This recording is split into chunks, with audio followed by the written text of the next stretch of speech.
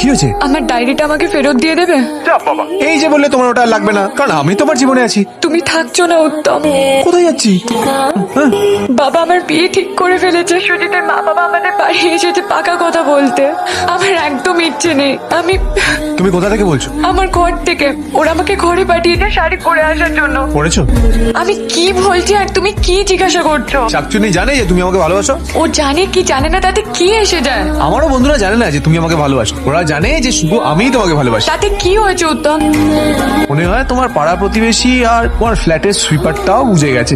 আমি তোমার সাথে মজা করছি না উত্তম। তাহলে তোমার বাবা মজা করছে? কি হবে এখন? কি আর হবে? তুমি যদি এখন সুসাইড করে নাও তাহলে সবাই বলবে তোমার আর আমার মধ্যে কিছু একটা ছিল, এখন সবাই আমাকেই দোষারোপ করবে। আমি আর তুমি ছাড়া আর কেউ জানে না যে আমরা দুজন দুজনকে ভালোবাসি। আমি তোমার নাম কাউকে না জানিয়ে সুইসাইড করবো। আমি তোমাকে ছাড়া আর কাউকে বিয়ে করতে পারবো না। তাহলে এখন কি করবে? আমি বা কি করবো? আমি তোমাদের দুজনকেই চাই।